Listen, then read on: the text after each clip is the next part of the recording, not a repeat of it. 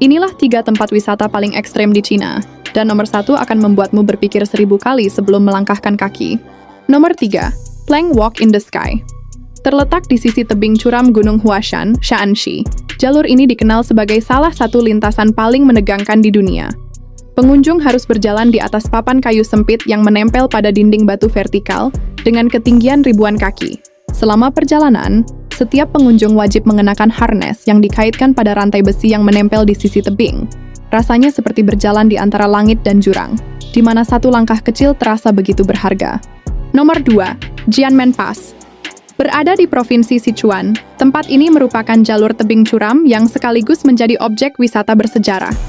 Jianmen Pass dikenal sebagai bagian dari Jalan Shu, jalur militer kuno yang melegenda dan dijuluki sebagai gerbang yang paling sulit ditembus di dunia. Di sini, setiap tanjakan dan tikungan menyampaikan satu pesan, bahwa jalan yang paling berat seringkali membawa kita pada pengalaman yang paling berharga. Nomor 1. Gunung Huangshan. Terletak di Provinsi Anhui, Tiongkok. Tempat ini menawarkan pengalaman yang memacu adrenalin melalui tebing granit yang curam, ribuan anak tangga batu sempit yang nyaris vertikal, serta jalur-jalur menantang yang membentang di atas jurang berkabut.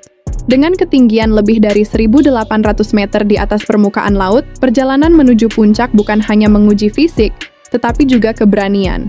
Seperti kehidupan, semakin tinggi tujuan yang ingin dicapai, semakin besar pula tantangan yang harus dihadapi. Dari Plank Walk in the Sky hingga Gunung Huangshan, kita belajar satu hal sederhana. Setiap perjalanan yang menakutkan seringkali menyimpan pelajaran yang paling berharga.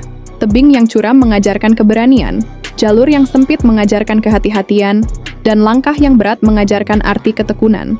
Karena dalam hidup, kita sering dihadapkan pada dua pilihan, menyerah di tengah jalan, atau terus melangkah meski terasa berat.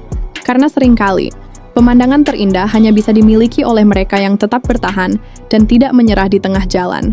Setuju nggak, guys?